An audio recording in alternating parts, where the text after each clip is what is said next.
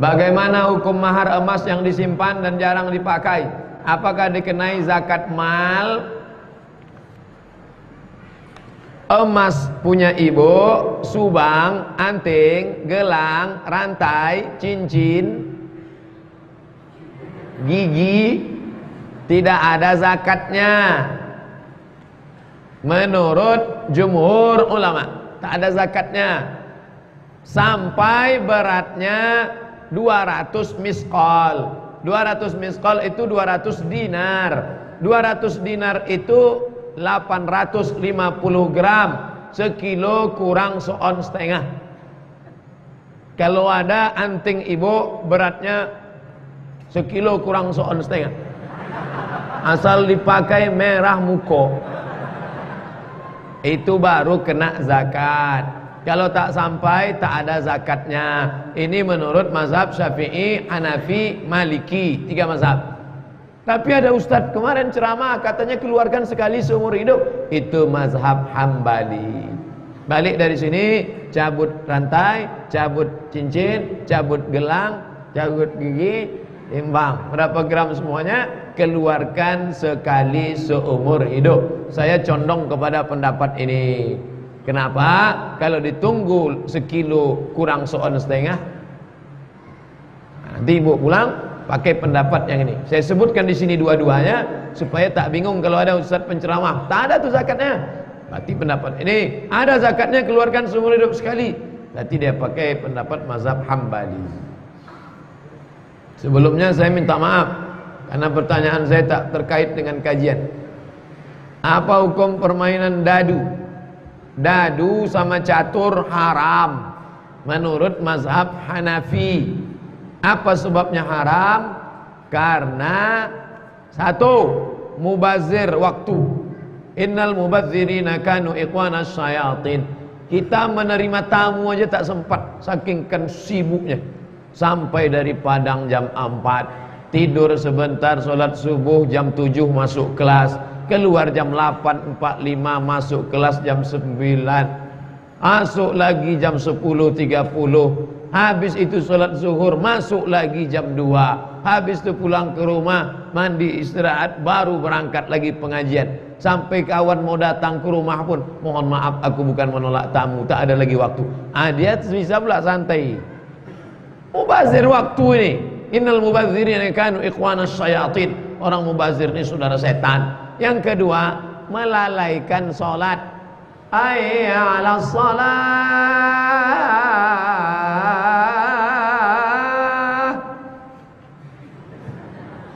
Melalaikan sholat. Fawailul lil musallin. Neraka jahanam wail bagi mereka yang melalaikan sholat. Apa hukum uang gaji dari masjid? Imam Masjidil Haram Abdurrahman Sudes digaji oleh kerajaan. Imam Sultan Hasan Al-Bolkiah digaji. Khatib, ustadz, guru agama, imam, muazzin, dari mana diambil gajinya? Dari Baitul Mal. Tempat sholat Baitullah, tempat harta Baitul Mal. Isi Baitul Mal zakat, wakaf, infak, sedekah, wasiat, hibah, ghanimah, harta rampasan perang. Malam-malam Umar bin Khattab keliling kampung, nguping, mendengar ada ibu-ibu masak, klontang, klonteng, klontang, klonteng, klontang, klonteng. Kau masak apa? Masak batu. Kenapa batu kau masak? Anakku menangis dari tadi. Kalau aku tak masak, dia menangis terus. Kalau aku pura-pura masak batu, maka tertidur dia. Oh, kenapa kau masak batu? Gara-gara Umar bin Khattab tak adil. Dia tak kenal yang bertanya ni Umar bin Khattab. Karena waktu itu belum ada YouTube. Datang Umar bin Khattab ke Baitul Mal, diambilnya gandum, dipikulnya, langsung diantarnya. Nih dari Umar bin Khattab, Baitul Mal, diambil dari 7: zakat, wakaf, infak, sedekah, wasiat, hibah, ghanimah. Pak Ustadz, saya ingin tahu, sebenarnya Pak Ustadz orang Melayu apa orang Minang? Oh, dek ambo ceramah Batang Waswawa.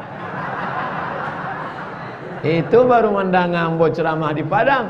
Kalau ibu danga ceramah ambonan di Jogja Batang, pripun kabare apik? Wis bilang-bilang dino ora teko kene ya. Bingungnya orang apa? Masalahnya saya pernah berdebat sama teman. Saya pernah bilang Ustadz adalah orang Melayu. Dia ada pula bilang orang Ustadz tuh Batak Ustadz tuh. Aku sebenarnya orang Batak, cuma sudah lama di Jogja, maka tak kentara lagi Batakku. Biniku pun kupanggil Zeng. Rupanya bilang Jeng. Saya orang Melayu. Kalau tak percaya, belahlah dadaku. Saya orang Melayu. Saya ingin bertanya, apa hukumnya menggemari menyukai film Korea?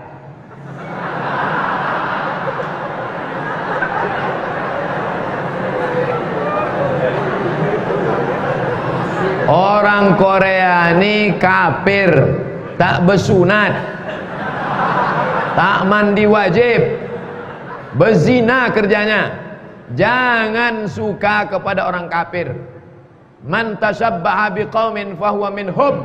Siapa yang suka kepada orang kafir, maka dia bagian dari kafir itu. Condong hatinya kepada orang kafir, maka tontonlah qori-qoriah. Cari di YouTube qoriah, banyak qoriah di sana. Bagi anak-anak gadis qoriah. Yang anak lajang jangan menengok qoriah. Ayatnya tak ingat, muka qoriah itu ingat. Yang lajang tontonlah qori-qori. Nah, nih, jangan lagi ditonton itu sinetron Korea. Rusak, nanti pas mau sakratul maut datang dia ramai-ramai. Apa yang selalu kita tengok, apa yang selalu kita dengar, itulah yang akan datang waktu kita sakratul maut nanti. Pas kita sedang datang artis-artis Korea, Sanjay Dutt, Amitabh Bachchan, datang semua. Datang orang membisikkan ke telinga sebelah kanan, La ilaha illallah. Datang dari Kalau tidak percaya, buatlah. Dalam hadis Nabi, menasihati dan mengkritik penguasa yang zalim adalah wajib. Dalam sistem demokrasi sekarang, sejak diterbitkannya Perpu Ormas, ulama dikriminalisasi. Bahkan ada yang ditangkap. Ormas Islam HTI dibubarkan, FPI menyusul. Apakah kita wajib menolak Perpu Ormas nomor 2 tahun 2017? Kemarin kuliah umum Fakultas Syariah dihadiri Profesor Dr. Yusril Izza Mahendra, pakar hukum. Di situ lengkap sekali bahwa umat Islam menyalurkan aspirasinya lewat DPR supaya menyuarakan, umat Islam menyuarakan suara-suaranya lewat wakil-wakilnya. Kalau wakilnya macet, mandat, tidak bersuara, maka dalam dunia demokrasi dia harus, bahasa Malaysianya tunjuk perasaan, bahasa kitanya unjuk rasa, bahasa Arabnya muzaharah, zahara, menampakkan rasa yang ada di dalam. Jadi dalam dunia demokrasi itu biasa. Jadi kalau ada orang mengatakan unjuk rasa tak boleh, loh, kita kan tinggal di negeri demokrasi. Dalam dunia demokrasi, salah satu cara menunjukkan ketidaksukaan terhadap sesuatu adalah dengan cara tunjuk perasaan, unjuk rasa, muzaharah. Kalau anti dengan nama unjuk rasa, maka dibuat istilah yang lain, aksi damai. Tidak ada rumput yang mati, tidak ada sampah. 7 juta orang berkumpul di Monas, bisa tak ada sampah sama sekali, bersih. Ini kan luar biasa. Rasulullah mengabarkan akan ada penduduk neraka yang gigi gerahamnya sebesar gunung Uhud. Berarti penduduk neraka itu besar-besar, Pak Ustaz. Iyalah, gigi geraham sebesar Bukit Uhud. Bukit Uhud itu sebesar apa, Pak Ustaz? 7 kilometer panjangnya. Lalu kenapa disebut orang di neraka itu besar? Kalau orang di neraka sebesar ini dibakar, kan cepat habisnya. Kalau orang di neraka giginya sebesar bukit Uhud, dibakar kan lama habisnya. Maknanya apa? Azabnya besar. Kalau gigi gerakamnya sebesar bukit Uhud, berarti lubang hidungnya lebih besar dari. Azabnya luar biasa. Itu yang mau diceritakan. Kullama nadijat juluduhum, ketika kulit mereka hancur, gosong, terbakar, badalna juludan ghairaha, kami ganti dengan kulit yang baru. Begitulah terus menerus. Berapa lama? Khalidina fiha abada, kekal selama-lamanya. Makanya kita mengaku waqina azabannar, waqina azabannar, waqina azabannar. Rasulullah mengabarkan bahwasanya jika sengaja meninggalkan sholat dikatakan kafir. Lalu bagaimana jika seorang ayah seperti itu? Apakah tetap boleh menjadi wali nikah anaknya? La nikaha, tidak sah nikah illa biwaliyin, kecuali dengan wali, wa syahidai adlin, dua orang saksi yang adil. Walinya adil, saksinya adil. Adil itu lawannya fasik. Orang yang tak sholat secara terus menerus bisa kafir, bisa fasik. Kau kenapa tak sholat? Aku malas sholat ini, fasik. Kau kenapa tak sholat? Menurut aku sholat ini buang-buang waktu aja, kafir. Kafir sama fasik tak bisa jadi wali, tak bisa jadi saksi nikah. Makanya kalau mau nikah tengok dulu saksi. Saksi pernikahan kita adalah orang kaya, pejabat, penguasa, alim ulama yang tak fasik, itu jadi saksi nikah, wali nikah. Jadi kalau fasik tak salah nikah, tak sah nikah. Makanya Pak Wali, Pak Kua diajaknya bersyahadat. Pak, mari kita bertobat ya. Astagfirullahalazim, astagfirullahalazim, astagfirullahalazim. Itu tujuan Pak Kua, supaya bapak itu tobat pagi itu. Setelah dia tobat baru dinikahkannya anaknya. Setelah itu baru dia tak sembahyang balik. Bagaimana cara mengingatkan agar dia mau sholat, Pak Ustaz? Dulu sudah pernah saya lakukan, tapi absennya karena tempat kerja dia belum mendukung. Pokoknya jangan pernah berhenti. Kasih dia buku tentang tanya jawab sholat, kasih dia buku ancaman-ancaman orang tak sholat. Kalau dia punya nomor WA, sharekan ceramah-ceramah ustadz-ustadz tentang dia tak sholat, tak sholat, tak sholat, sampai doa tiap malam. Jangan lupa doa. Ya muqallibal qulub, wahai engkau yang membolak-balikkan hati, balikkan hati dia supaya dia sholat. Ya Allah, apa hukum kerja di kantor pajak? Kerja di kantor pajak, ini kan masalahnya hadis tentang pajak. Katanya hadis tentang pajak, siapa yang mengutip pajak, Allah melaknat pajak. Ternyata Saudi Arabia pun menerapkan pajak.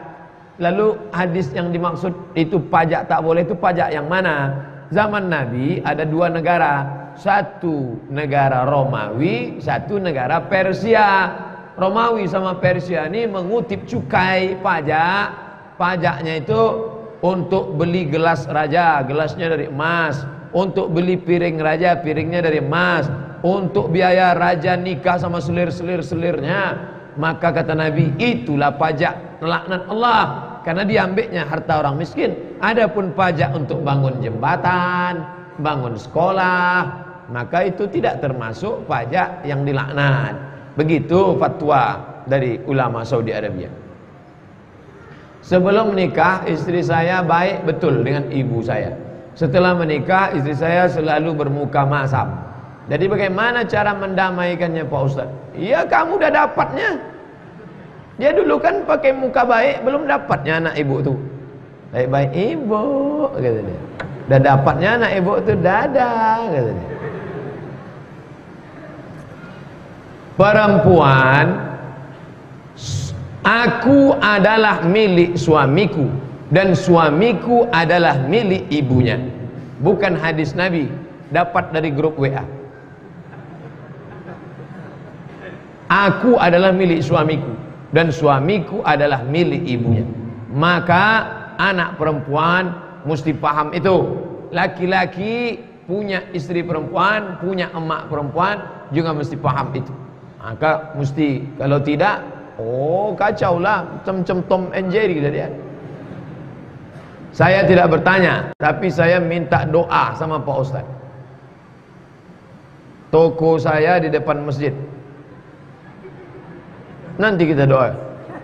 Di akhir majelis kita berdoa supaya dibukakan Allah pintu rezeki.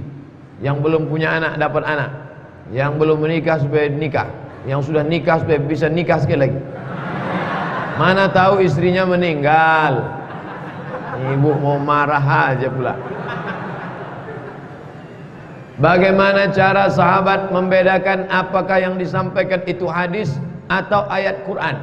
Gimana cara sahabat membedakan yang di mulut Nabi ini hadis atau ayat Quran? La taktubu anni ghairal Quran. Tulis kata Nabi. Disusunnya tim penulis 40 orang. Namanya Kutabul Wahyi. Asal turun wahyu, tulis. La taktubu anni ghairal Quran. Selain Quran jangan tulis. Yang Quran ditulis, yang hadis dihafal. Gitu cara membedakannya. Tulis. Itu ayat Quran tuh. Jangan tulis kata Nabi. La taktubu anni ghairal Quran. Wa man kataba anni ghairal Quran falyamhuh. Siapa yang menulis, hapus.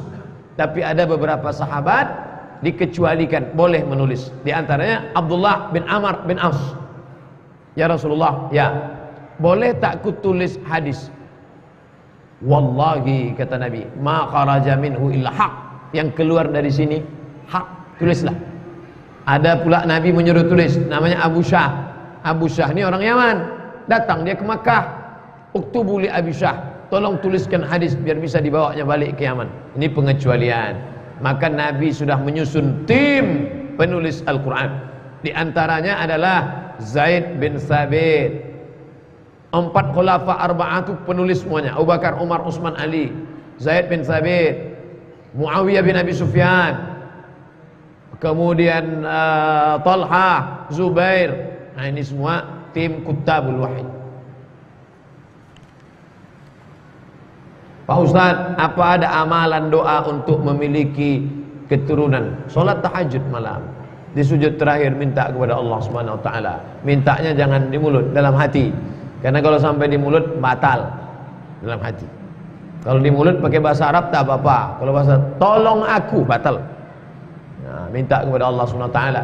Sulitkah bagi Allah? Mudah. Innama amruhu iza arada syai'an ayyakula lahu kun fayakun. Allah cuma mau menengok engkau meneteskan air mata di tengah malam. Rabbi habli minas salihin. Rabbi habli minas salihin. Nabi Ibrahim alaihissalam menikah dengan Sarah, tak punya anak. Akhirnya dia buka cabang franchise. Menikah dengan Hajar. Setelah menikah sama Hajar, berdoa lagi, lahirlah anak Ismail. Setelah Ismail umur 13 tahun, 13 tahun umur Ismail, hamil Sarah. Yang kata orang sudah mandul, sudah tua, tak mungkin punya anak. Bisa pula Sarah hamil. Jarak umur Ismail sama Ishak 13 tahun. Apa yang tidak bisa bagi Allah? Allah cuma ingin menunjukkan bagaimana lembutnya hati Sarah, bagaimana baiknya Allah mau memberi balas kebaikannya. Jadi kalau gitu, ya itulah dia jawab. Menyampaikan titipan pertanyaan dari saudara saya, apa hukumnya minum susu kuda liar?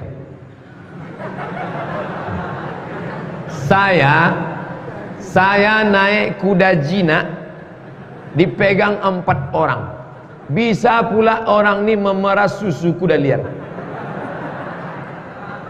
Mau jumpa saya, mana orang yang bisa memeras susu kuda liar? Sedangkan kuda jinak mau pecah kepala orang disipaknya. Pergilah ke danau buatan. Jumpai Pak Al-Makmur, tengok macam mana kuda. Itu kuda jinak tuh. Ini kuda liar. Tak ada itu.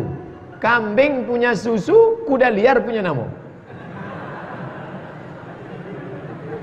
Tapi andai memang betul-betul ada, misalnya ditangkap mereka kuda itu, diikatnya kakinya, dipasangnya alat, memang betul ada susu kuda liar, bolehkah diminum? Boleh, halal. Kuda halal. Ustaz pernah makan daging kuda? Ya, sate kuda saya makan. Habis makan tuh mau menyipak aja. Sate kuda halal, boleh dimakan. Semoga Ustaz dalam lindungan Allah. Amin. Saya dulu pernah dengar kalau orang tak terkena riba yaitu OB satpam di bank. Akan tetapi saya juga pernah dengar bahwa sesuatu yang berasal dari haram maka hasilnya yang haram. La'anallahu akilar riba. Allah melaknat orang yang makan riba. Wa mukilahu, orang yang dikasih makan, orang yang mewakilkan transaksi. Wa katibahu, pegawai pencatatnya. Wa syahidaihi, dua orang yang jadi saksinya. Kulluhum sawa, semuanya sama. Yang tak kena, ibu buka restoran Minang Maimbau. Maimbau, makan siko, makan siko, makan siko, makan siko, Maimbau. Tiba-tiba datang pegawai bank makan. Tambah cek. Ibu tak perlu tanya sama dia, kau pitih riba, kau pitih apa kau? Karena yang ibu jual tu nasi halal. Begitu juga bapak, bapak jual semen. Datang pegawai bank beli. Pak, saya beli semen 5 sak. Ini uang riba atau uang apa nih? Tak perlu, karena semen itu halal. Nasi itu halal. Tapi nasi halal dimakan, semen jangan dikunyah. Semen itu buat bangunan. Ustadz, bagaimana sikap kita terhadap teman yang gay? Masukkan dia program, nama programnya Be a Man. Di Pekanbaru belum ada lagi, tapi perlu dibuat. Melihat dari pertanyaan ini nampaknya udah ada gelagat-gelagat. Be a man, jadilah kau laki-laki yang perkasa. Yang melambai-lambai, Ustadz, bisa potong gak? Ada yang ngajak saya foto kemarin. Big man, jadilah kau laki-laki yang perkasa. Dia harus diobati. Dia bisa sempurna, bisa dia sehat balik. Banyak yang sudah mengaku. Ada yang WA ke saya ini dulu gay Pak Ustaz, tapi setelah saya latihan saya bisa sehat lagi sempurna. Bisa. Siapa bilang tak bisa? Mohon penjelasan Ustaz tentang penguasa Ruwaibidah. Apakah penguasa saat ini sudah termasuk penguasa Ruwaibidah? Tentang hadis Ruwaibidah udah kita kaji dulu di An-Nur. Ingat tak? Ada videonya. Ruwaibidah apa itu? Orang yang tidak paham tapi berbicara masalah hukum, masalah tata negara, masalah kepemimpinan. Ruwaibidah namanya. Rajulun tafihun yatakallamu fil umuril ammah. Rajulun tafih, tak punya keilmuan, tak punya bakat, tak punya apa-apa, tapi berbicara mengurus urusan orang banyak. Fi umuril ammah, tentang perkara orang banyak. Ruwaibidah. Pak Ustaz, seandainya kalau punya Quran yang sudah jelek dan sobek-sobek, sebaiknya diapakan? Dibakar. Ambil bensin, siram, bakar. Kalau disimpan, bagus juga. Ada lemari khusus, simpan. Tapi khawatirnya nanti anak menantu kita tak tahu, dijual mereka. Dijualnya dijadikan nanti trompet tahun baru. Sudah tertangkap tahun lalu, trompet tahun baru Natal rupanya dari sampul-sampul Quran. Ini penghinaan luar biasa. Nanti kalau mau nikah anaknya, jangan buat surat undangan pakai Bismillahirrahmanirrahim. Wa min ayati an khalaqalakum min anfusikum azwaj. Jangan lebih. Terjemahan boleh dengan nama Allah, jangan. Surat undangan diserak-serak, jangan dipijak-pijak. Penghinaan pada agama Allah Subhanahu wa taala. Dibakar boleh. Makalah-makalah mahasiswa yang bagus-bagus saya sorter, saya simpan, saya jilid. Yang tak berkualitas banyak salah, tapi ada ayat-ayat Quran di dalam, saya bakar. Suatu karton besar. Sayang Pak, jual aja, ganti kardus. Nggak, ini ayat Quran. Nanti diinjak-injak orang, berdosa saya. Akibat Perpu Ormas nomor 2 telah terjadi kriminalisasi dalam ulama, ormas Islam dan ajaran Islam. Bagaimana sikap Pak Ustaz? Umat Islam sudah. Profesor Dr. Yusri Islam Mahendra, pengacara-pengacara Islam sudah menyuarakan supaya yang menjerat-jerat. Kalau tidak nanti Ustaz tak bisa ceramah, hanya bisa khutbah, habis balik macam zaman dulu lagi. Buya Hamka ditangkap segala macam, bisa terjadi. Pokoknya kalau nampak saya tak ceramah, itu dua kemungkinan, ditangkap atau keluar kota. Saya mohon doanya Pak Ustaz, saya rajin sholat, tapi saya pakai narkoba juga. Saya mohon doa sama seluruh jamaah agar saya dijauhkan dengan namanya Pecandu narkoba tak bisa dipenjara.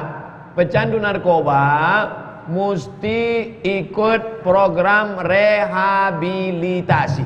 Tempatnya di Indonesia dua. Yang satu BNN di Bandung, Badan Narkotika Nasional. Yang satu lagi pesantren Abah Anom, Suryalaya, Tarekat Qadiriyah Naqsabandiyah. Nanti disiram pakai air, lalu dizikirkan la ilaha illallah, la ilaha illallah. Lahir pergi hantu-hantu setan yang menggoda. Jangan dibiarkan gitu saja. Adikku jangan kau malu. Nanti saya kenalkan sama ormas, organisasi sosial kemasyarakatan, NGO, non-government organization, supaya nanti disalurkan ke rehabilitasi. Sudah banyak yang ikut, alhamdulillah sehat. Saya termasuk diajak untuk membimbing. Nanti setelah dia sehat, dikerjasamakan dengan dinas sosial, dikasih ceramah, dikasih modal untuk jualan, untuk usaha baru, supaya bisa bermasyarakat. Disehatkan dulu, karena kalau disimpan dia sakit. Orang sakit tak bisa dimarahi, orang sakit tak bisa dipenjara, dia harus disembuhkan penyakitnya. Jangan malu punya anak, punya keluarga pecandu narkoba. Karena kalau kita malu, kita membiarkan dia, nanti akhirnya dia mati, sakau segala macam. Nanti saya kasih nomor. Saya minta nomornya 4 mata Pak Ustadz. Jangan 4 mata, 3 pun bisa saya kasih. Pak Ustadz, anak saya ini kena narkoba Pak Ustadz, tolonglah doanya Pak Ustadz. Sebentar ya, doanya ya catat 0813. Doa apa tuh Pak Ustadz? Nomor BNN. Saya tak mau lah anak saya ditangkap, terserah saya bilang. Akhirnya 2 bulan depan jumpa, senyum. Ibu kok senyum? Alhamdulillah anak saya sudah ditangkap. Bulan berikutnya sudah sehat. Bulan berikutnya sudah bisa bermasyarakat. Saya mimpi dimasukkan setan ke dalam tubuh saya. Setelah masuk setannya, tiba-tiba saya langsung sadar. Sekarang saya selalu merasakan ketakutan dan selalu berdebar-debar. Besok pagi atau sekarang habis pengajian ini langsung ke Al-Falah, jumpai Ustadz Zafrullah. Mudah-mudahan dia masih ada di lantai 2 Al-Falah Jalan Sumatera. Ustadz Zafrullah. Kalau pulang dari sini sudah kemalaman, besok pagi datang ke Al-Falah, jumpai Ustadz Saifullah. Ujungnya sama-sama Allah. Kalau siang Saifullah, kalau malam jadi Zafrullah. Ustadz kita bidang ruqyah datang. Kalau penuh, pergi ke rumah sakit ibu dan anak Zainab. Ingat ibu, ingat anak, ingat Zainab. Di basement bawah ada tempat ruqyah. Minta ruqyah. Tapi nanti pulang ke rumah ruqyah sendiri. 7. Pertama baca Al-Fatihah. Setelah itu baca awal Al-Baqarah 5 ayat, wa ulaikumul muflihun. Setelah itu baca ayat kursi. Setelah itu baca ujung Al-Baqarah 3 ayat dari lillahi mafiz. Habis itu kulhu 3 kali, wal falaq sekali, qul binas sekali. 7. Tiupkan ke telapak tangan, sapukan ke muka, ke kepala, ke badan. Sudah itu ditiupkan ke air. Tiupkan ke air yang 7 tadi. Habis itu air itu diminum.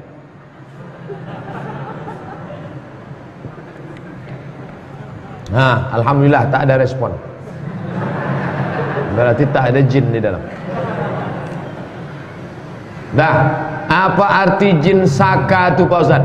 Jin saka itu adalah jin warisan dari datuk dulu.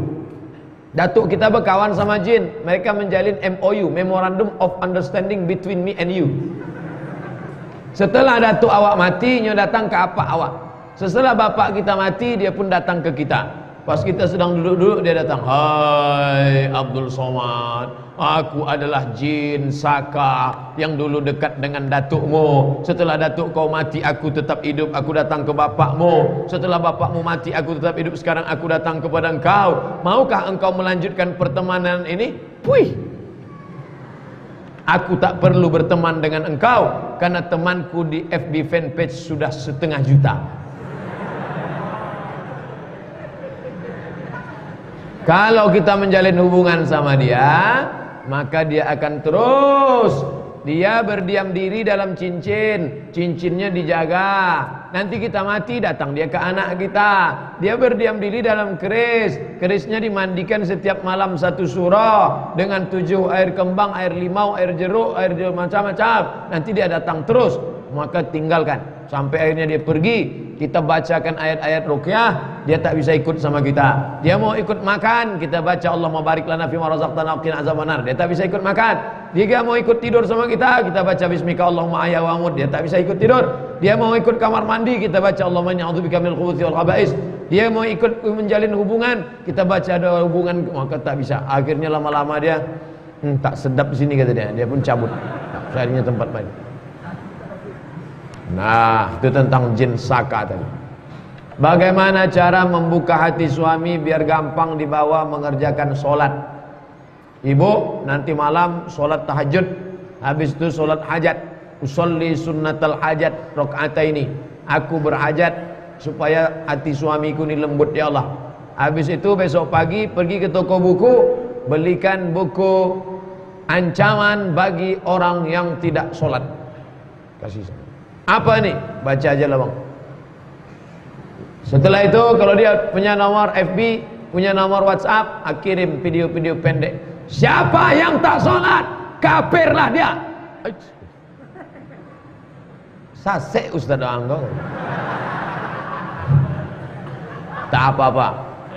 Jangan lupa doa silahul mukmin. Doa senjatanya orang beriman.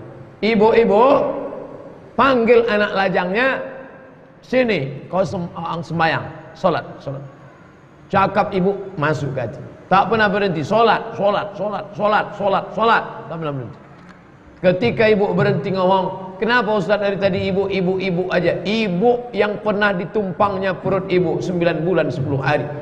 Mengalir darah ibu dalam darah dia. Detak jantungnya itu ada detak jantung ibu dalam. Maka kalau ibu ngomong, walaupun dia melawan, masuk ke dalam. Tidak ada doa yang lebih makbul daripada doa ibu kepada anak. Sama seperti doa Nabi kepada umat. Maka ibu, luar biasa ibu. Ibu kasih tahu sama anak. Ini istri tadi sampaikan ke mak mertua. Mak mertua tolong suamiku sholat. Kata mak mertua, aku pun tak semayang tadi. La ilaha illallah. Kertas terakhir. Kalau kita darurat perjalanan jauh, posisi kita dalam kendaraan tak mungkin berhenti, kereta dan pesawat, hingga sholat Jumat tak bisa dikerjakan. Apa yang kita lakukan? Sholat zuhur jamak takhir dengan asar. Sampai di tujuan, sholat apa dulu? Kalau ada yang buat sholat zuhur dulu, karena urutannya zuhur dulu baru asar. Kalau ada yang buat sholat asar dulu, karena waktunya waktu asar, zuhurnya numpang. Tidak disyaratkan mesti mualat. Bisa zuhur dulu atau asar dulu kalau jamak takhir. 2. Fakta di kampung-kampung sekarang banyak masjid dekat-dekat. Jamaahnya masing-masing tak ramai. Bagaimana hukum bangun masjid saling berdekatan itu? Dan ada pernah bilang kalau tadi anjurkan bangun masjid selagi suara azannya masih terdengar. Ini Masjid Al-Azhar Kairo, ini jalan raya, ini Masjid Kepala Husain. Masjid Al-Azhar Kairo, jalan raya, Masjid Husain. Di belakang Masjid Al-Azhar Kairo ada pula Masjid Sidi Dardir. Habis itu di belakangnya lagi ada pula Masjid Syekh Soleh Al-Ja'fari. Masjid paling banyak di Kairo, tapi sesuai dengan jumlah kepadatan masyarakatnya. Kalau masyarakatnya tidak padat, tidak penuh, tidak dianjurkan membangun masjid. Apalagi dalam mazhab Syafi'i, kalau kurang 40 jamaahnya tak sah sholat Jumat. Bangun masjid, bangun masjid, bangun masjid. Bagus bangunkan MDA. Ini bagi yang makan bangun akan datang. 3. Ustadz, tolong ajarkan, praktekkan bagaimana cara berniat sholat dalam mazhab Syafi'i. Kalau kita khawatir was-was, bukankah dilafazkan? Bagaimana menggabungkan lafaz niat dalam takbir? Ini takbir. Allah. Ini takbir. Dari sini bar kemana? Allahu Akbar. Ini niat. Aku sholat maghrib 3 rakaat jadi makmum karena Allah. Sejalan nih. Allahu Akbar. Tak boleh lebih, tak boleh kurang. Allahu Akbar. Tak saya dengar niatnya. Mana dengar? Dia kan dalam. Ambo solat maghrib 3 rakaat mangiku imam karena Allah Ta'ala. Dari A sampai bar. Mazhab Syafi'i. Allahu Akbar. Usalli fardal maghribi 3 rakaatin adaan ma'muman lillahi ta'ala. Itulah yang di dalam Allahu Akbar sah. Tapi jangan dibisikkan setan tidak sah, kau tidak sah. Kita usaha aja. Bisa alhamdulillah, tak bisa la yukallifullahu nafsan illa wus'aha. Itu mazhab Syafi'i. Tapi kalau mazhab Hanafi, Hambali, Maliki ndak, sebelum takbir. Sebelum takbir dipasang Allahu Akbar. Makanya pendek aja takbirnya. Allahu Akbar. Loh, kok pendek? Rupanya dia pakai mazhab Hanafi, Hambali, Maliki. Kalau Syafi'i panjang, karena di dalam takbir itu dia berniat Allahu Akbar. Saya berniatnya sebelum takbir, sah. Saya berniatnya di dalam takbir, sah. Sesudah takbir baru berniat, tak sah. Mana sah? Sesudah takbir Allahu Akbar. Zuhur apa asar? Asar aja lah. Oh, tak sah. Batal salat, ulang balik. Bagaimana hukumnya menghadiri undangan pernikahan yang hamil di luar nikah? Ada laki-laki berzina sama perempuan, habis itu hamil 3 bulan, nikah dia, datang kita undangan. Apa hukumnya? Ya boleh. Jangan jadi saksi nikah. Jangan hadir waktu saksi akad terus. Datang aja undangan, makan. Makan. Barakallahu lakuma wa baraka alaikuma wa jama'a bainakuma. Dah, balik. Bagaimana hukumnya menghadiri undangan pernikahan orang hamil luar nikah? Terus hukum bagi saksi yang menikahkannya? Ini nikahnya sah. Apakah sah nikah ini? Sah. Perempuan hamil menikah sama laki-laki yang menzinainya, nikahnya sah menurut mazhab Syafi'i. Yang jadi masalah bukan nikahnya itu. Yang jadi masalah nanti anaknya lahir nggak bisa pakai bin bapaknya. Nanti kalau bapaknya mati, si anak tak dapat harta warisan. Kalau lahir anaknya laki-laki, tiba-tiba lahir adiknya perempuan, mati bapaknya, si adik ini mau nikah, dia tak bisa jadi wali karena dia bukan saudara saya, hanya saudara sama tak bisa jadi wali. Yang keempat, kalau anak nanti gadis, bapak ini tak bisa mewalikannya. Kenapa? Karena anak ini sudah ada sebelum akad. Al-wadalu lil firash, nasab baru diakui kalau sebelum akad. Ini anak saya Pak Ustaz, rambutnya, matanya, cobalah tengok mirip tak laku. Tak laku sekedar mirip. Ini surat DNA dari Singapura, DNA tak laku. Salah saya apa? Kau mencoblos sebelum hari H. Itulah maka nasab kau tak diakui. Dah. Jaga anak-anak kita, jangan sampai dia berzina. Remaja ni jahat, nakal, betul. Tapi orang tua lebih jahat karena memberikan kesempatan untuk berzina. Kalian duduk dulu ya, bapak ada di belakang. Itu artinya sama, berzina kalian ya, berzina ya, zina. Pak, pergi kami jalan-jalan ya. Iyalah, pergi senangnya, bonceng, gembung masuk angin.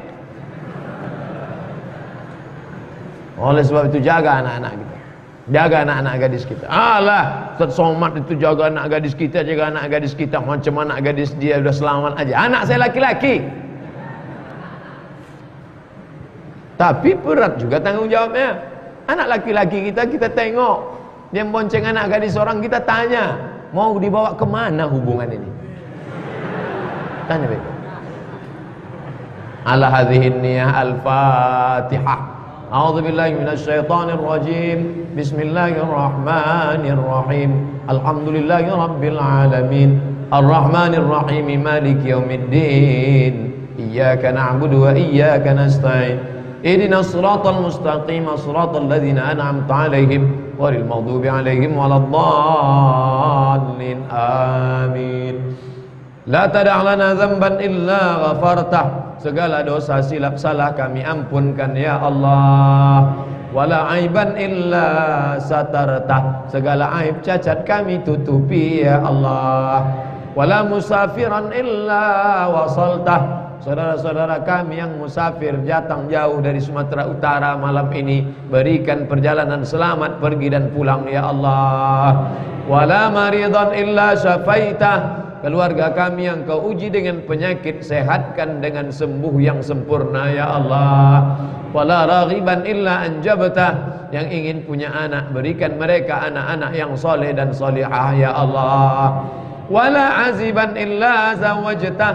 Yang akan menikah, mudahkan urusan nikahnya, berikan jodoh yang soleh dan solihah ya Allah. Wala mumtahinan illa najahta. Yang sedang ujian kerja, kuliah, sekolah, maka berikan nilai terbaik dengan kelulusan yang murni ya Allah. Wala mayitan illa rahimtah. Yang meninggal dunia, curahkan rahmat, ampunan dan kasih sayangmu ya Allah. Rabbana fir lana dzunubana wa liwalidayna warhamhuma kama rabbayana shaghira. Wa sallallahu ala sayyidina Muhammad wa ala alihi wa sahbihi wasallam. Walhamdulillahi rabbil alamin. Taqabbalallahu minkum minna wa minkum taqabbal ya karim. Terima kasih segala perhatian. Mohon maaf banyak silap salah. Wassalamualaikum warahmatullahi wabarakatuh.